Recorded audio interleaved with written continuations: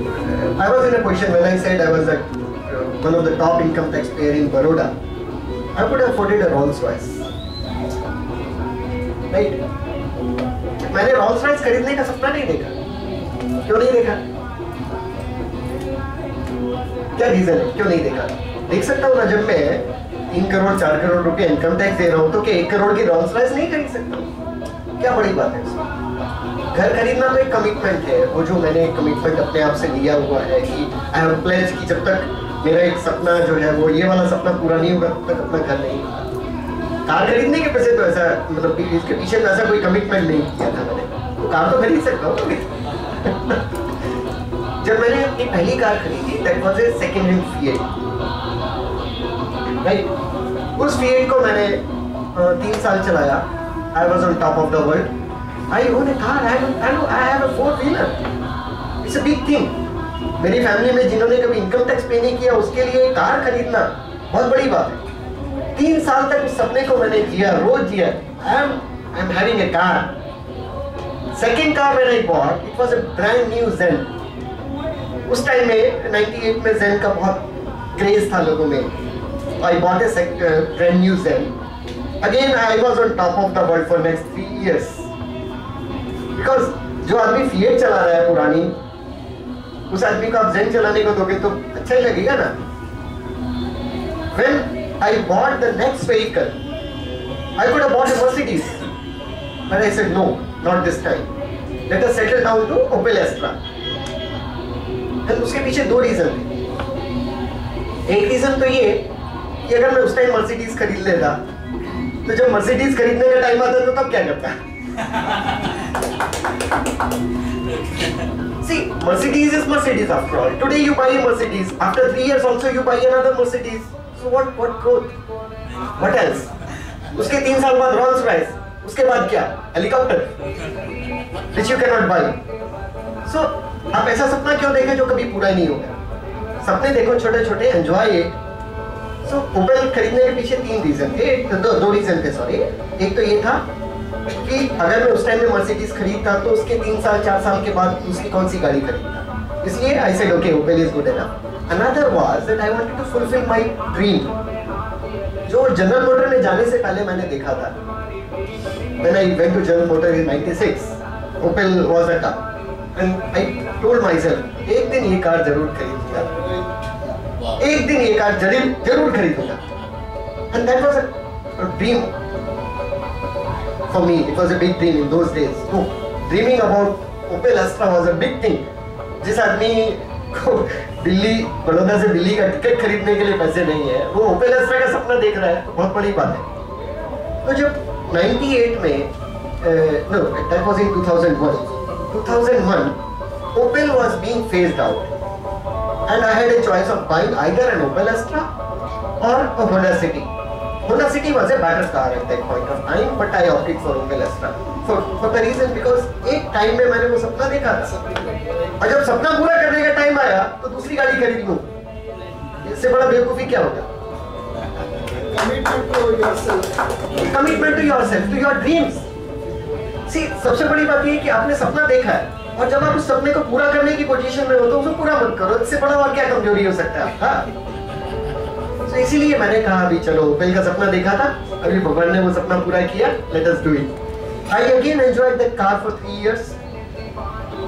मेरा एक पॉलिसी है कि जब तक उस कार का हफ्ता पूरा नहीं होता तब तक मैं गाड़ी चेंज नहीं करता। And that is the right policy. जब तक उसका book value, not book value, loan depreciating value, return down value 0 नहीं हो जाता तब तक उस गाड़ी को बेचना नहीं। बिकॉज आप हर साल गाड़ी चेंज करेंगे तो कहीं ना कहीं आपकी जिंदगी में वो मौका जरूर आएगा जब आपको मजबूरी होगी कि आपके पास कोई ऑप्शन नहीं बचेगा। अरे यार क्या खरीदूं, सारा तो मैं ले चुका हूँ, सारा खरीद चुका हूँ। वो दिन सबसे खराब होता है। हमेशा आपकी जिंदगी में कहीं ना कहीं कोई ना कोई कसक जरूरी है। कसक बोलते हैं, बाकी है तीस कसक माने दिल में तीस। काश ऐसी लड़की से मेरी शादी हो जाती, काश कटरीना कैफ मेरी बीवी होती, काश माधुरी दीक्षित लंदन नहीं गई होती। तो ये कसक होती है और ये कसक जो आदमी को हमेशा खुश रखती है। लोग गलत सोचते हैं कि कसक से आदमी दुखी होता है। कसक से आदमी हमेशा सुखी रहता है, क्योंकि अगर आपके जिंदगी की सारी अभिलाषा पूरी हो गई, सारे अरमान पूरे हो गए, तो you are a dead man. I don't want to be a dead man at least. So ये कसक जो है वो हमेशा आपके दिल में रहनी चाहिए। आज मेरे लिए Honda city, Honda civic, BMW बड़ी अच्छी कार है यार, एक दिन चलाऊंगा, बड़ा मजा आएगा। तो जब मैं वो खरीदूंगा, जब वो चलाऊंगा, तो वाकई में मजा आएगा। तो ये जो कसक है वो आपको आगे बढ़ने की प्रेरणा देती है, हमेशा कुछ पाने की कोशिश करते रहते हैं आप। और ये कोशिश जो है वो आदमी को आदमी बनाए रखती है। तो इसीलिए जो मैंने पहले बोला था कि अपने ड्रीम को छोटे छोटे हिस्सों में डिवाइड कीजिए, अपने जो एक्विजिशंस हैं उसको भी डिवाइड कीजिए। Don't look for acquisition down the line 6 years, divide it into a 3-year time frame. 3 to 4 year time frame is good enough for any achievement, because you should be in a position to enjoy your achievement. If you cannot enjoy your achievement, then there's no point in getting that achievement. Career क्या है, achievement क्या है, position क्या है, सिर्फ दिमाग में है, लेकिन उसको जिंदगी में लेके आओ आप, वही सबसे बड़ी खुशी है। और जैसे मैंने बोला ना कि बच्चे के लिए पेंसिल भी खरीदने जाता हूँ तो उसको पूरा चला के उसका कीमत वसूल कर लेता हूँ, दैट इज एंजॉयमेंट।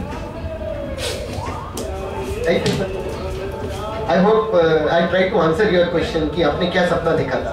तो मैंने अभी जो सपना देखा वो बता सकता हूँ, लेकिन 3 साल के बाद क्या देखूंगा वो नहीं बता पाऊंगा। अभी मेरा सपना है कि इंडिया की सबसे बड़ी कंस्ट्रक्शन इक्विपमेंट मैन्युफैक्चरिंग कंपनी बनना। We have reached to number 1 position in one segment, paving machines. We are number 1 in India, and rather we are number 1 in the world. Wow! जो canal paving machine है, because I have designed that machine, and we are the largest producer of that machine in the world. Canal paving concreting machine. आजकल जितनी भी canals होती है ना, वो concrete से lined होती है। पहले जमाने में वो excavated canals होती थी, तो there was a lot of seepage of water, and we have designed a machine to concretize those canals, so there is no loss of water. आपने देखा होगा ना, कैनाल के किनारे वो यूकेलिप्टस के पेड़ खड़े कर देते हैं लोग, वो किस लिए होता है? There is a lot of seepage of water, and to arrest that seepage, people plant eucalyptus tree, which is a foreign tree in India. It is not good for Indian environment. Sundarlal Bahuguna ji, आपने नाम सुना होगा, चिपको आंदोलन, वो मेरे गुरु हैं actually. तो उनकी वजह से मैंने I got inspiration to develop a machine like this, and we are number 1 in the world. Second equipment जो हम बनाते हैं वो है concrete batching plants. We have reached to number 3 in India at this moment. Next year we will be number 2, और number 1 आने में शायद थोड़ा टाइम लगेगा।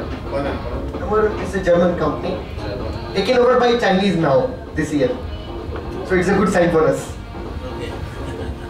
तो अभी का सपना ये है कि इंडिया का number 1 concrete manufacturing equipment banana. One thing is he is spending from his profit some percentage to environment. No one company in India. Some percentage in environment for good future of us. Right, sir? Environment के ऊपर तो मैंने बताया ना, बहुगुणा जी मेरे गुरु हैं, तो उसके पीछे भी एक बड़ी लंबी स्टोरी है। मैंने बताया ना जैन साहब से कि अगर मैं सारी स्टोरी सुनाने लगूंगा तो शायद कल दिन रात और कल परसों का दिन रात, तो काफ़ी लंबा चलता रहेगा। तो बहुत सारी स्टोरीज नहीं सुनाएगा, बाद में कभी सुना देंगे। But he has taken a commitment from me that I will spend at least 1% of my profit. And I told him I will spend 2% of my, not 2% of profit, 2% of earning on environment. Not only profit, the whole earning. I am spending much more than that on environment, which is a big thing for a small scale industry. Because when I started, we were a small scale industry. Obviously, nobody think of CSR in the small companies. So we created an environment for environment in Baroda at least. Now you see a lot of activities these days. अभी हर एक आदमी अभी environment और ये और CSR में involved हो गया है। पर 4 साल पहले कुछ नहीं था। 5 जून को environment day करते हैं हम लोग। So I'm really proud of starting a lot of good things in Baroda. I'm happy about that. A lot of people are now following us. Question. एक और बात जो मुझे टच किया था, आई थिंक मैं और पंचायत साहब हम लोग साथ में थे शादी का, not wrong. He has built houses for so many people in his organization. बोले एक कसक रहनी चाहिए लाइफ में, इसलिए मैंने अपना घर नहीं बनाया अभी तक। So many of his people, I think if I'm not wrong, 400 odd. Yeah. I have forced my people to buy houses for them. Because अगर मैं अपने लिए घर बनाता तो एक ही होता, आज मेरे पास 400 घर हैं। In fact, just to share this with you, Premraj ji, बस यही बात मुझे ड्राइव करती है। Whenever I meet some entrepreneurs, you know, we had been to Jain Irrigation sometime. Yeah. So I shared with all these people. In fact, like हम लोग करीब 12-13 लोग गए थे। तो मेरा ड्रीम ऐसा है कि भंवरलाल जी ने इनफैक्ट एक जैन इरिगेशन बनाया है, and God has given me the privilege to build at least 1,000 of those. Correct. You know, and in fact all of those are mine. Yeah. So today, no, that is really a big achievement. And so today Baroda, in fact, like in fact I own at least about 200 companies. You know, Great. so I can say, you know, like we are a group of 200 companies. Wonderful. Jain साहब ने जो बताई बहुत अच्छी बात है कि जब भी आप कुछ अच्छा करते हैं तो उसका जो रिजल्ट आपको डायरेक्ट मिलता है वो आपका प्रॉफिट ऐसा सोच के मत कीजिए। 200 परिवारों से जो जुड़े हैं, 200 लोगों के परिवार से जुड़े, वो उसका प्रॉफिट को तो कोई कैलकुलेट ही नहीं करता है, सिर्फ अपना एक आदमी का प्रॉफिट कैलकुलेट करते हैं। That is another good thing which he has mentioned especially, and I'm also talking about that. I don't have my own house, but I have 400 houses. See, जो उनकी बात जैन साहब जो मेरे मुंह से बुलवाना चाह रहे हैं वो ये है कि ऑर्गेनाइजेशन और another word delegation. You should be ready to delegate to people. If you want to grow, there is no option other than to delegate. Don't hold on to things to yourself. आपके हाथ है 2, आपका दिमाग है 1, कितना करेगा? आप 24 घंटा काम करोगे, उससे ज्यादा तो नहीं कर पाओगे ना। एफिशिएंसी लेवल कितना अचीव कर सकते हो आप? 95% टू द बेस्ट, 100% तो कोई भी नहीं कर पाएगा। So you are getting 95% of your capacity. But if you delegate to 400 people, even if they work with 20% efficiency or 30% efficiency, 30% multiplied by 400 people become 120 times of your capacity. So which is better? Leverage. Leverage. You should be able to leverage your efforts, and leverage of efforts is possible only by delegating. Be ready to fail. The biggest problem with people is to adjust here. People are afraid of failing. That is the biggest weakness. You should never be afraid of failing. आप जब तक fail नहीं होगे तब तक पास नहीं होगे आप। ये चीज ऐसी है। Failure means it is a kind of heat treatment, a weathering. So be ready to fail. Rather allow yourself to fail. I'm telling you, you should enjoy your failure. Because failure, क्यों? मैं आपको बताता हूँ। जब आदमी successful होता है ना, सक्सेसफुल होता है तो उसकी जिंदगी एक शीशे की तरह से होती है, जिसमें उसको अपना चेहरा नहीं दिखाई देता है। हमेशा अपनी सक्सेस और सामने वाले दिखाई देते हैं उसको। जब आदमी फेल होता है ना, वो उस शीशे की कोटिंग थोड़ा ऐसी हो जाती है कि उसको अपना अंदर भी दिखाई देगा। आदमी अपने बारे में सोचता है तो क्या अच्छा है, आप सक्सेसफुल है, आप हमेशा दूसरों की तरफ देखते हैं, अपनी तरफ तो आपको ध्यान देने का टाइम ही नहीं मिलता है। फेलियर इसलिए भी जरूरी होती है। सही में failure is the biggest friend of a person, biggest, क्योंकि उसको अपने बारे में सोचने का थोड़ा वक्त मिलता है। आपने देखा होगा ना, जब आदमी प्यार में डूबा होता है तो हमेशा अपनी प्रेमिका के बारे में सोचता है, अपने बारे में कभी सोचता ही नहीं है। और जब वो दिल टूट जाता है तब अपने बारे में सोचता है, मैं अकेला हूँ, मैं अकेला रहना चाहता हूँ, मैं अकेला रहना चाहता हूँ। वो जाके कमरे में बंद हो जाएगा, सिर्फ अपने बारे में सोचेगा। ये तो अच्छी बात है। प्यार में फेल होना भी प्यार में जीतने से ज्यादा अच्छा होता है कभी-कभी। कंपटीशन का भी फेस किया हमने। That's a big one. That's a big one, huh? नहीं, आप ऐसा पूछ रहे हैं, आपने पानी पिया है क्या? It's like that. नहीं, because You were always leading every time, so you must have faced competition also. It is. I tell you, that's the reason I'm telling you. ये क्वेश्चन पूछना उसके बराबर है कि आपने कल से आज तक पानी पिया है क्या? रात को सोए थे क्या? रात को सोए थे क्या? कपड़े पहने हैं क्या? ये मतलब अगर आप बिजनेस में है या कोई भी एंटरप्रेन्योरशिप में है और आप कंपटीशन फेस नहीं कर रहे हैं, it means something is wrong. Competition is very very important for any person. I mean, we have faced competition. Sir, वो टाइम आपका एटीट्यूड क्या होता था? Like, एटीट्यूड, मैंने जो आपको बताया ना, फेलियर आपको हेल्प क्यों करता है, उसका रीजन बताता हूँ मैं आपको। जब तक हम सक्सेसफुल थे, हमेशा कभी हमने जो हमारा फेलियर कभी नहीं फेस किया था। That was for a short period से around 1 year. Wherever we used to go, we used to get success. क्योंकि मेहनत से काम करते हैं, दिन रात काम करते हैं, तो फेल होने का चांसेस कम है। तो पहला ऑर्डर जो हमारे हाथ से गया, यू कैन नॉट इमेजिन कि 3 दिन में घर से बाहर नहीं निकला। 3 दिन, because I could not face. How is possible? How can other person get that order when I am better? I know I am better, but why the order went to this guy? I was so desperate, so frustrated that जिंदगी में लगता था कि everything is over now. This is end of the road for me. Right? So this is the problem. It should never happen to you. If you come across problem, that will make you stronger. So next time,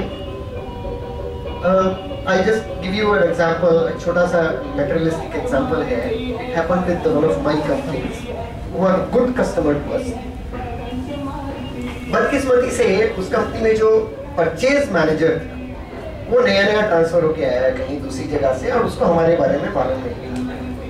हमने पूरा project design किया, सब कुछ हमने काम किया, और जब ऑर्डर देने का टाइम आया तो उसने 3 बिट्स मंगा लिया कंपटीशन में, जिसका प्राइस कम था उसको दे दिया। अंडर टेबल वाला, जो भी forget about that, कोई अंडर टेबल नहीं था, but he could not understand what he thought that we are too small to execute that order. In his views, it was too big for us, which we might not have been completed. उसने सोचा रहे यार ये छोटी सी company है, ये क्या supply करेंगे। दूसरी वाली जो कंपनी है वो बहुत बड़ी है, गोदरेज नाम है उसका, बहुत बड़ी कंपनी है, वो तो अच्छे ही है, तो मैं उनको ऑर्डर दे दूंगा तो मेरी तो लाइफ इजी हो जाएगी। सही बोला उसने, सही सोचा, बट ये भूल गया कि वो प्रोजेक्ट हमने डिजाइन किया। गोदरेज को उसके बारे में नॉलेज नहीं था। हुआ ये कि गोदरेज ने सप्लाई किया material, and it was not as per the requisition, it was not matching with the design, and don't believe Godrej was blacklisted in that company, and we were called again to supply that, and we supplied the same material at 40% extra price. पहले का सुन लिया। So ये होता है कि जब आप competition आपको फेस करते हैं, उससे एक सबसे बड़ी चीज ये हो जाती है कि आपका अपने अंदर कॉन्फिडेंस बढ़ जाता है, because you can face anything. अगर आपको कंपटीशन नहीं है, आप सिर्फ अपने बारे में, मतलब जो आप जिस स्टाइल से काम करते हैं उसी स्टाइल से काम करते हैं, आपकी जो कमजोरी है वो कभी दूर नहीं होगी। So competition is like a fuel to the fire. आप अगर सोचते हैं कि किसी इंडस्ट्री में कंपटीशन नहीं है, तो या तो वो इंडस्ट्री 1 साल के बाद बंद होने वाली है, आप समझे? अगर किसी इंडस्ट्री में कंपटीशन नहीं है, तो just be rest assured that there is no future for that industry either, or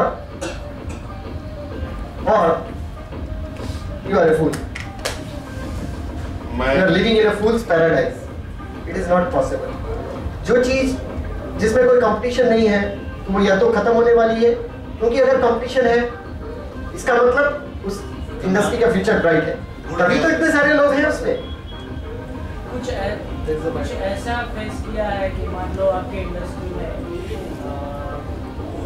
rates के ऊपर कुछ मारामारी होगी, आपने कोई प्रोजेक्शन दिया है, दूसरा कोई आएगा वो कहेगा कि I am 20% cheaper than you, उस हालत में आपने मतलब आपका स्टैंड क्या था? सिर्फ प्राइस लेवल पे अगर कहीं पे कंपटीशन आती है कि मैं इतना सस्ता देता हूँ, दूसरा कहेगा मैं उससे सस्ता देता हूँ, तीसरा कहेगा और उससे मैं देता हूँ, और कहीं ना कहीं ये प्राइस पे मारामारी जब होती है, तो आपका स्टैंड उस वक्त क्या रहता है कि जानो ये मेरे में पढ़ना ही नहीं है, जो है वही करना है या? बराबर। ये एक रेशो आपको बनाना पड़ेगा जिंदगी में, 20-80 का ratio. 20% of the time you should succumb to the pressure, 80% of the time you should walk out.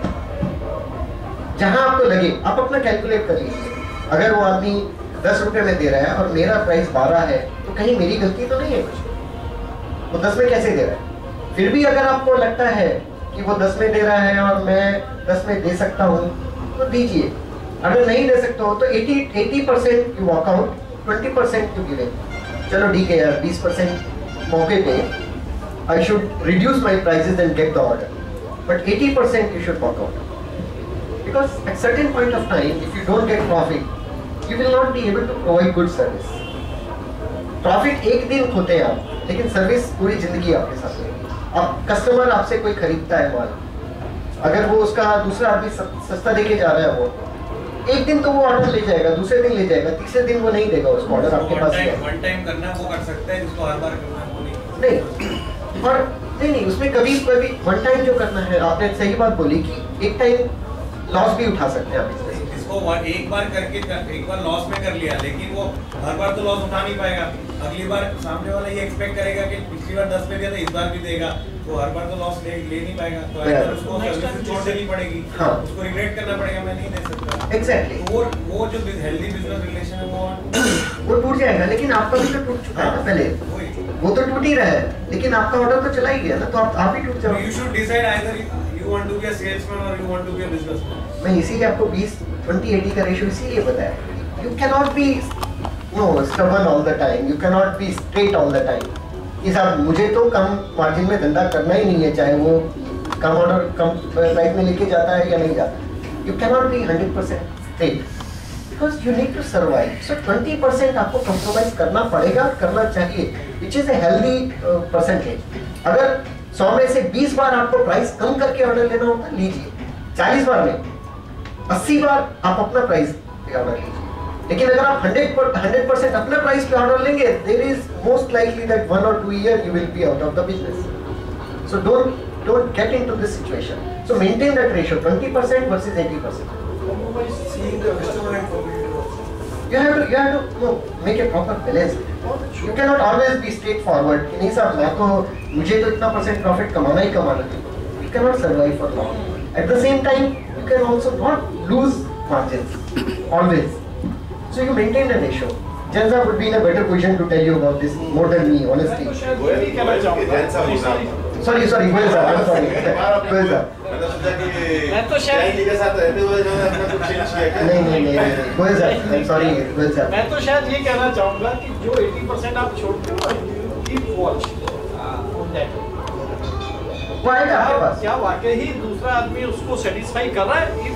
अगर वो उसको सेटिस्फाई कर रहा है, it means you have to build again yourself. मैंने वही बोला ना कि अगर वो 10 में दे रहा है, तो पहले चेक करो कि वो सही है कि आप सही है।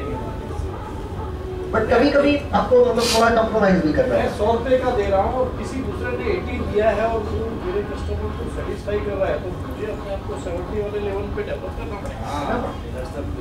मैं वही बोला सबसे पहले कि अगर वो 10 में दे रहा है तो पहले पता करो कि वो 10 में क्यों दे रहा है। मैं दे सकता हूँ कि नहीं दे सकता। लेकिन अगर उसके बाद भी आपको लगता है कि नहीं साहब वो जो दे रहा है वो रबिश है, stick with your guns, stick to your guns, है ना, that is very important. Just to compete with him you can not destroy yourself. तो वो दो सिचुएशन है। सबसे पहले तो आप अपने आप को ये आप चेक करो, इंट्रोस्पेक्ट करो कि वेदर आई एम रॉन्ग और he is wrong. But if you are right, even then you have to compromise 20%। आप सही है तब भी। और कभी-कभी क्या होता है, किसी के लिए सस्ता ऑफर करने के बहुत से रीजन होते हैं। कंपल्शन है साहब, उसका ओवरहेड उसके मेंटेन करने, उसको कंपनी चलानी है, तो उसके पास कोई ऑप्शन ही नहीं है। तो दो वापस मैं रिपीट करता हूँ आपके लिए। सबसे पहले तो ये देखो कि अगर दूसरा आपसे सस्ता दे रहा है तो आप भी दे सकते हो क्या, ये सबसे पहला। अगर फिर भी आपको लगता है कि नहीं मैं नहीं दे सकता हूँ, फिर भी मजबूरी आपकी है कि 20% आपको देना पड़ेगा, 80% आप बचा के रखिए अपने। That is the best thing. You have to maintain those ratios and you will never fail. कितने लोकेशन पे मैन्युफैक्चरिंग हो रहा है? 3 लोकेशन।